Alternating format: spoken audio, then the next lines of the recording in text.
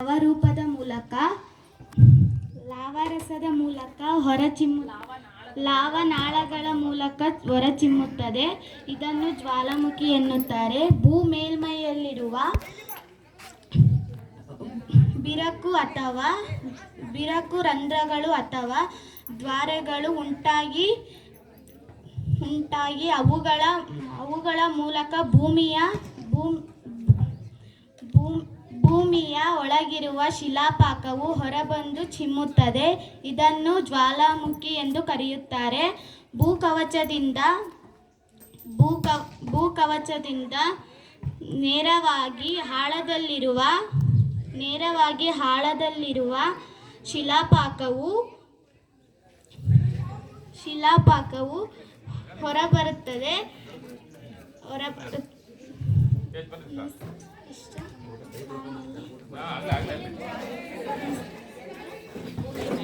ಭೂಮಿಯ ಮ್ಯಾಂಟಲ್ಲು ಭೂಮಿಯ ಇದು ನಾಳಗಳು. ಇದು ಜ್ವಾಲಾಮುಖಿಯ ಬಾಯಿ. ಇದನ್ನು ಜ್ವಾಲಾಮುಖಿಯ ಕುಂಡ ಎನ್ನುತ್ತಾರೆ.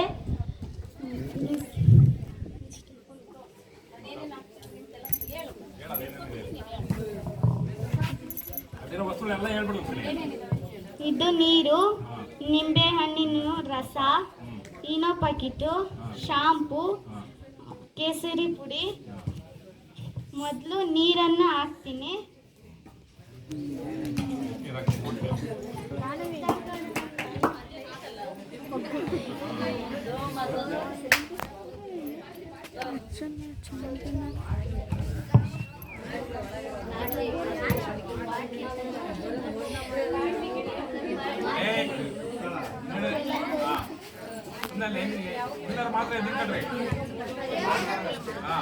ನಿಂಬೆಹಣ್ಣಿನ ಹುಳಿ ಆಸಿಡ್ ಹಾಕ್ತಾರೆ ನೀರಿತ್ತು ಫಸ್ಟಿಗೆ. ಈಗ ನಿಂಬೆಹಣ್ಣಿನ ಹುಳಿ ಅಂದ್ರೆ ಆಸಿಡ್, ಸಿಟ್ರಿಕ್ ಆಸಿಡ್.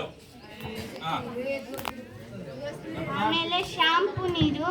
ಏನಂತ ಬೇಸರ ಹೇಳ್ತಾರೆ. ಬೇಸ್ ಅದೇ ಆಸಿಡ್ ಮತ್ತು ಬೇಸು ದಗಕಲ್ಲ ಹೇಳಿದ್ದು. ನಮ್ಮ ಪ್ರಸಂಗ ದಗಕಲ್ಲ. ಸರಪಣಿ ಆಮ್ಲಗಳ ಸೋಡಿಯಂ ಲವಣ. ಎಷ್ಟು ಹಾಕ್ತೀಮ್ಮ? ಕೇಸರಿ ಪುಡಿ.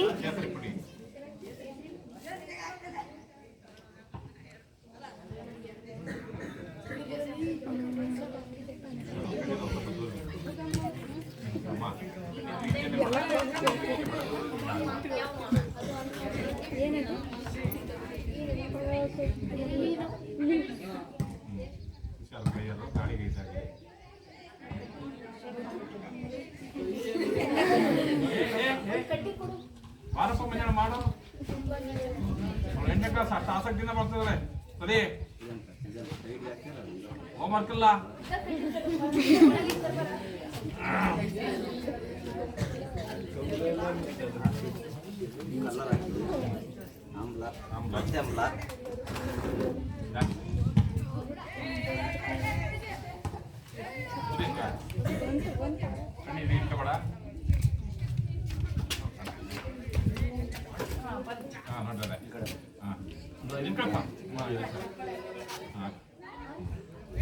ಮೊದಲು ಹಾಕಿ ಅದು ಕರೆಕ್ಟಾಗಿ ಕಲ್ಸ್ಬೇಕು ನೋಡ್ರಲ್ಲಿ. ಮ್ಯಾಗ್ಮಾ ಒಳಗಿದ್ದಾಗ ಮ್ಯಾಗ್ಮಾ, ಅದು ಹೊರಗೆ ಬಂದ್ಮೇಲೆ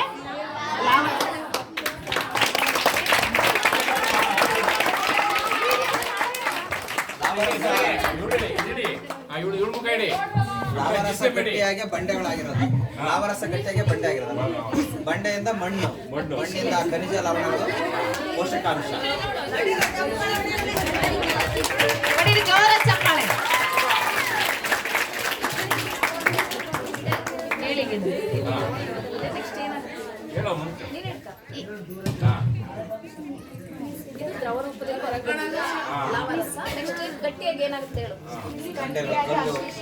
ಇದು ದ್ರವ ರೂಪದಲ್ಲಿದೆ.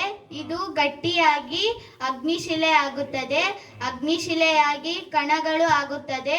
ಕಣಗಳು ಆದ ಮೇಲೆ ಕಣಶಿಲೆ ಆಗುತ್ತದೆ. ಕಣಶಿಲೆ ಆದ ಮೇಲೆ ರೂಪಾಂತರ ಶಿಲೆ ಆಗುತ್ತದೆ.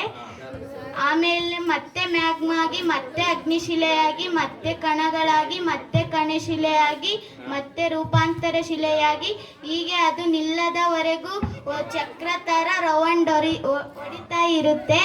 ಇದನ್ನು ಶಿಲಾಚಕ್ರ ಎನ್ನುತ್ತಾರೆ. ಈಗ ಮಾನಸ ಶಿಲೆಗಳ ವಿಧಗಳು, ಆ 3 ಶಿಲೆಗಳು ಹೇಗೆ ರಚನೆ ಆಗ್ತವೆ ಅನ್ನೋದನ್ನ ಅದಕ್ಕೆ ಶಿಲಾಚಕ್ರ ಅಂತ ಕರೀತಾರೆ. ಆ ಶಿಲಾಚಕ್ರದ ಬಗ್ಗೆ ವಿವರಣೆ ಕೊಡ್ತಾಳೆ ಮಾನಸ.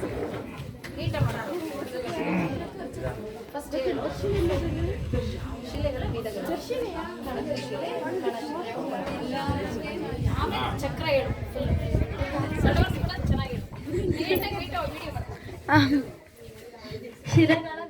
ಶಿಲೆಗಳ ವಿಧಗಳು. ಶಿಲೆಯಲ್ಲಿ 3 ವಿಧ. ಮೊದಲನೇದು ಅಗ್ನಿಶಿಲೆ, ಕಣಶಿಲೆ ಮತ್ತು ರೂಪಾಂತರ ಶಿಲೆ. ಇದನ್ನು ಸೂಚಿಸುವುದಕ್ಕೆ ಶಿಲಾಚಕ್ರ ಎನ್ನುತ್ತಾರೆ. ಶಿಲಾಚಕ್ರವು ಮೊದಲು ಭೂಮಿಯ ಅಂತರಾಳದಲ್ಲಿ ಮ್ಯಾಗ್ಮವು ಇದ್ದು, ಮ್ಯಾಗ್ಮಾ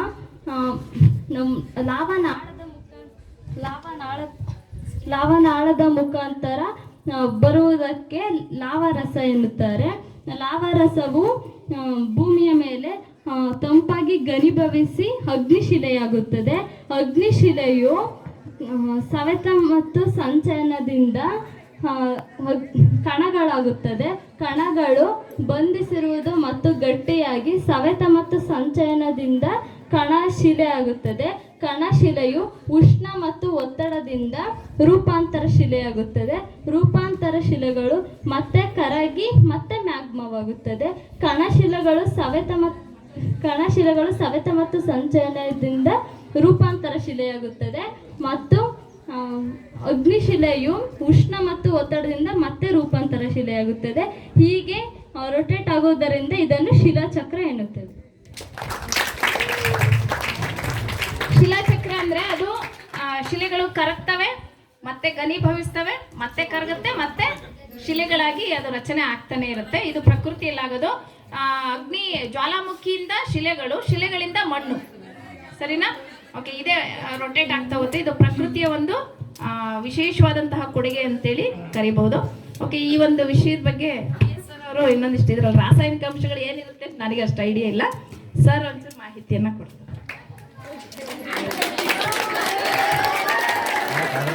ಈಗ ನೋಡಿ, ಬೆಳೆಸಿರೋದು ಏನಪ್ಪ, ಕೆಮಿಕಲ್ ಹಾಕಿದ್ದವ್ರು. ಒಂದೇದು ಆಮ್ಲ ಹಾಕಿದ್ದಾರೆ, ಸಿಟ್ರಿಕ್ ಆಸಿಡ್. ಓಕೆನಾ, ಇದು ಆಮ್ಲ. ಆ ನಂತರ ಇದ್ರಲ್ಲಿ ಆಮ್ಲದಲ್ಲಿ ಗೊತ್ತಿರೋ ನಿಮಗೆ, ಅದರಲ್ಲಿ H+ ಅಯನ್ಗಳು ಅಂತ ಇರುತ್ತೆ. 10ನೇ ಕ್ಲಾಸಿಗೆ ಬರುತ್ತೆ ನೆಕ್ಸ್ಟ್ ಪಾರ್ಟ್. ಅದಾದ್ಮೇಲೆ ನೆಕ್ಸ್ಟ್ ಯಾವುದು ಶಾಂಪು. ಸೊ ಇವು ಶಾಂಪುನಲ್ಲಿ ಏನಾಗಿರ್ತಪ್ಪ, ಇದು ಉದ್ದ ಸರಪಳಿ ಮೇದಾಮ್ಲಗಳ ಒಂದು ಸೋಡಿಯಂ ಅಥವಾ ಪೊಟ್ಯಾಷಿಯಂ ಲವಣ ಅಂತ ಕರೀತಾರೆ. ಶಾಂಪಲ್ಲಿ ಪೊಟ್ಯಾಷಿಯಂ ಲವಣ ಇರುತ್ತೆ. ಅರ್ಥ ಆಯ್ತಾ? CH3COO Na ಅಂದರೆ ಮಾಮೂಲಿ ಸೋಪು ನಾವು ಬಳಸ್ತೀವಲ್ಲ ದಿನನಿತ್ಯ ಬಾತ್ರೂಮ್ ಸೋಪು. ಬಟ್ ಇದು CH3COO ಪೊಟ್ಯಾಷಿಯಂ K+ ಲವಣವನ್ನು ಹಾಕಿ ತಯಾರು ಮಾಡಿ. ಇವೆರಡು ರಿಯಾಕ್ಷನ್ ಆದಾಗ ನಮಗೆ ಇಲ್ಲಿ ಬಳಸಿದ್ದು ಆಮ್ಲ ಪ್ರತ್ಯಾಮ್ಲ, ಇನ್ನೊಂದು ಕಲ್ಲರ್. ಅದು ಬಿಟ್ಟು ಬೇರೆ ಏನಾದ್ರು ಬಳಸಿದ್ರೆ ಇಲ್ಲ. ಸೊ ಆಮ್ಲ ಪ್ರತ್ಯಾಮ್ಲ ಎರಡು ವರ್ತಿಸ್ತದೆ ಅಷ್ಟೇ. ಅದು ಲವಣಗಳು ಜೊತೆಗೆ ಹೈಡ್ರೋಜನ್, ಇರ್ತಕ್ಕಂಥ ಹೈಡ್ರೋಜನ್ ಇದೆಯಲ್ಲ ಗ್ಯಾಸ್, ಆ ಒಂದು ಅದು ಪ್ರತ್ಯಾಮ್ಲದಲ್ಲಿ ವರ್ತಿಸಿದಾಗ ಹೈಡ್ರೋಜನ್ ಮೇಲಕ್ಕೆ ಹೋಗ್ಲಿಕ್ಕೆ ಕಾರಣ ಅಷ್ಟೇ. ಇದು ರಿಯಾಕ್ಷನ್, ಬೇರೆ ಏನಿಲ್ಲ. ಕಲ್ಲರ್ ಯಾಕೆ ಯೂಸ್ ಮಾಡ್ತೀವಿ ಅಂದ್ರೆ ಇದು ಬಣ್ಣ. ಯಾವಾಗ್ಲೂ ಜ್ವಾಲಾಮುಖಿ ಸ್ಫೋಟ ಆದಾಗ ಬೆಂಕಿ ಜ್ವಾಲೆ ಬಣ್ಣಕ್ಕೋಸ್ಕರ ಅದನ್ನ ಉಕ್ಕಿದ್ದು ಕಾಣಲಿ ಎಲ್ಲರಿಗೂ ಅಂತ ಬಣ್ಣವನ್ನು ಬಳಸಲಾಗುತ್ತೆ. ಸೊ ಇಷ್ಟು ಕೆಮಿಕಲ್. ಈ ಭೂಮಿ ಒಳಗಿಂದ ಹೆಂಗ್ ಹೋಗುತ್ತೆ ಅಂತ ನಮಗೆ ಮೇಲೆ ಇರಲ್ಲ ಶಿಲೆಗಳು, ನಿರಂತರ ಅದು ಬದಲಾವಣೆ ಆಗ್ಬಿಟ್ಟು ಕೆಳಗೆ ಒಳಗಡೆ ಈಗ ಅಮೃತ ಶಿಲೆ ಇರ್ಬೋದು, ಆನಂತರ ಇನ್ನು ಸುಣ್ಣದ ಕಲ್ಲುಗಳು ಇರ್ಬೋದು. ಇವೆಲ್ಲ ಒಂದು ವಿಭಿನ್ನವಾಗಿರ್ತಕ್ಕಂಥ ಒಂದು ರೂಪಾಂತರ ಶಿಲೆಗಳು. ಇದನ್ನೇ ಮ್ಯಾಗ್ಮಾ ಮೇಲುಕ್ಕದ್ರ ಜೊತೆಗೆ ಭೂಮಿ ಒಳಗಡೆ ಅಂತರಾಳ ಸೇರ್ಕೊಂಡು ನಿರಂತರವಾಗಿ ಒತ್ತಡ ಮತ್ತು ತಾಪದಲ್ಲಿ ಬದಲಾವಣೆ ಆಗುತ್ತೆ. ಬದಲಾವಣೆ ಆಗ್ಬಿಟ್ಟು ವಿಭಿನ್ನ ರೂಪದ ಶಿಲೆಗಳು ರೂಪಗಳು. ಅಮೃತ ಶಿಲೆ ನೋಡಿದ್ರಲ್ಲ, ತಾಜ್ ಮಹಲ್ ಎಲ್ಲ ಮಾಡೋದು, ಅದು ಸಹ ಈ ಶಿಲೆಗಳ ಒಂದು ರೂಪ. ಆ ಥರ ಇನ್ನು ಸಾಕಷ್ಟು ವಿಭಿನ್ನವಾದ ಶಿಲೆಗಳಿದ್ದಾವೆ. ಸೊ ಬೇರೆ ಬೇರೆ ಬಹಳ ರಚನೆ ಮತ್ತು ಬಹುಪಯೋಗಿ ಶಿಲೆಗಳು ಇದ್ದಾವೆ. ನೀವೇನು ಹೇಳಿದ್ರಲ್ಲ 3 ವಿಧ, ಬೇಸಿಕ್ ಆಗಿ 3 ವಿಧ ಇದೆ. ಆ 3 ವಿಧದಲ್ಲಿ ಇವೆಲ್ಲ ಎಕ್ಸಾಂಪಲ್ ಬೇರೆ ಬೇರೆ ಶಿಲೆಗಳು.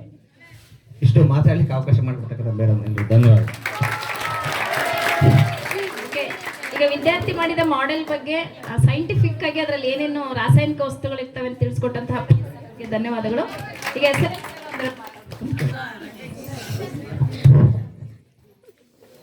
ವಿಶ್ವ ಮಕ್ಕಳೇ, ಮ್ಯಾಟರ್ ವಸ್ತುವಿನಿಂದ ಕೂಡಿದೆ ಅಂತಕ್ಕಂಥದ್ದು. ಅದು 3 ಅಥವಾ 4 ರೀತಿಯಲ್ಲಿ ಇರುತ್ತೆ. ಘನ, ದ್ರವ, ಅನಿಲ, ಇನ್ನೊಂದು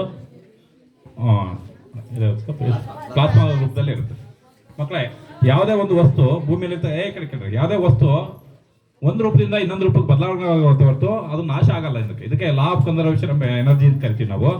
ಯಾವುದೇ ವಸ್ತು ಒಂದು ರೂಪದಿಂದ ಇನ್ನೊಂದು ರೂಪಕ್ಕೆ ಬದಲಾವಣೆ ಆಗುತ್ತೆ. ಇಲ್ಲಿ ಭೂಮಿ ಒಳಗಿರ್ತಕ್ಕಂಥ ಲಾವಾರಸ ಮೇಕೆ ಬಂದು ಗಾಳಿಯೊಂದಿಗೆ ಸಂಯೋಜನೆ ಹೊಂದಿ ಮತ್ತೆ ಅದು ಘನರೂಪಕ್ಕೆ ಬರುತ್ತೆ. ಘನರೂಪಕ್ಕೆ ಬಂದಾಗ ನೀವು ಶಿಲೆ ಅಂತ ಕರೀರಿ, ರೈಟಾ?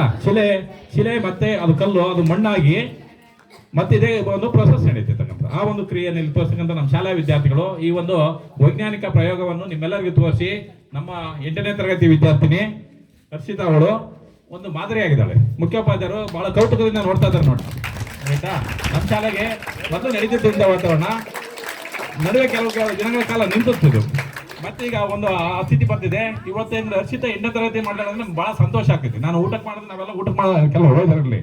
ಹಾಗೆ ನೀವು ಇನ್ನು ಏನೇನು ಪ್ರಯೋಗ ಇದ್ರೆ ನಾವೆಲ್ಲ ಹೇಳ್ಕೊಡ್ತೀವಿ. GCM ಹೇಳ್ಕೊಡ್ತಾರೆ, ನಾವು ಹೇಳ್ಕೊಡ್ತೀವಿ, PH ಹೇಳ್ಕೊಡ್ತೇವೆ. ಏನಿಲ್ಲ ಅಂದ್ರೆ ನಮ್ಮ ಮೆಟ್ ಮಾರ್ಕ್ಸ್ ಎಲ್ಲ ರೀತಿ ಪ್ರಯೋಗ ಮಾಡಿಸ್ತಾರೆ, ರೈಟಪ್ಪ? ಅದಕ್ಕೆ ನೀವು ತಯಾರಾಗಿ ಬರ್ಬೇಕು. ಸರ್ ನಾನು ಮಾಡ್ತೀನಿ ಅಂತ. ನಿನ್ನೆ ಯಾರೋ ಒಂದು ಪ್ರಶ್ನೆ ಕೇಳಿದ್ರು, ಇವಳು ಸರ್ ನಾನು ಮಾಡ್ತೀನಿ ಅಂತ ಕೇಳು. ಇನ್ನು 5 ಜನ ನನಬೇಡ ಅಂದ್ರೆ ಅದು ಬೇಡ ಅನ್ನೋದು ಸೆಕೆಂಡ್ರಿ. ಫಸ್ಟ್ ನಾನು ಮಾಡ್ತೀನಿ ಅನ್ನೋದು ಬರ್ಬೇಕು. ಪಾಸಿಟಿವ್ ಎನರ್ಜಿ ಇರ್ಬೇಕು ಮಕ್ಕಳೇ. ಏನಾದ್ರು ಕಲಿಕೆ ಅನ್ಕೊಳ್ಳಿ, ನಾನು ಮಾಡ್ತೀನಿ ಸರ್ ಅಂತ ಅನ್ಬೇಕು ಒಂದನೇದಾಗಿ. ಎರಡನೇದು, ಇನ್ನು ಅದು ಏನು ವಿಷಯ ಹೇಳಿರಲ್ಲ, ಗೊತ್ತಿರಲ್ಲ, ನನಬೇಡ ಅಂತಂದ್ರೆ ಇದೇನರ್ಥ? ಅಂದ್ರೆ ನೀವು ಜೀವನ ಬೇಡವ ನಿಮಗೆ? ನೀವು ಬಂದಿರೋದು ಅದಕ್ಕೆ ಕಲಿಕೆಗೋಸ್ಕರ. ನಾವೇನು ಹೇಳ್ತೀವೋ ಫಸ್ಟ್ ಮಾಡ್ತೀವಿ, ಅದಾಗ ಸೆಕೆಂಡ್ರಿ. ನಾವೇನು ಎಲ್ಲ ಕಲ್ತು ಬಂದಲ್ಲ, ಎಲ್ಲರಿಗೂ ಎಲ್ಲದೂ ಬರಲ್ಲ ಮಕ್ಕಳೇ. ಅದೇ ಫಸ್ಟು ನಾವೇನಬೇಕು, ಸರ್ ನಾನು ಮಾಡ್ತೀನಿ, ನೀವು ಹೇಳಿ ಕೆಲಸ ಮಾಡ್ತೀನಿ, ಬಂದು ನಾವೇ ಬೇಡ ಅಂತ ಬಿಟ್ಬಿಡ್ತೀವಿ, ನಿಮ್ಗೆ ಆಗಲ್ಲ ಅಂತಕ್ಕಂಥದ್ದು. ಸರಿ ಮಕ್ಕಳೇ, ಹರ್ಷಿತಾ ಮತ್ತು ಇದಕ್ಕೆ ಮಾರ್ಗದರ್ಶನ ನೀಡಿದಂಥ ನಮ್ಮ ಶಾಲೆಯ ಸಮಾಜ ವಿಜ್ಞಾನ ಶಿಕ್ಷಕಿ ಅಂತಕ್ಕಂಥ ಮಮತಾ ಅವರಿಗೂ, ನಮ್ಮ ಶಾಲೆಯ ಮುಖ್ಯೋಪಾಧ್ಯಾಯರಿಗೂ ಸಹಿತ ಧನ್ಯವಾದಗಳನ್ನು ಅರ್ಪಿಸುತ್ತಾ, ಮುಂದೆ ನಿಮ್ದು ಊಟ ಆಯ್ತಿಲ್ಲ ಅಂತ ನನಗೆ ಗೊತ್ತಿಲ್ಲ. ಊಟ ಇಲ್ಲ, ನಾನು ಊಟ ಇಲ್ಲ, ನಡ್ರಿ ಊಟ ಮಾಡೋಣ ಮಕ್ಕಳೇ.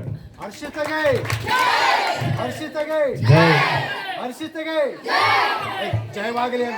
ಹರ್ಷಿತೆಗೆ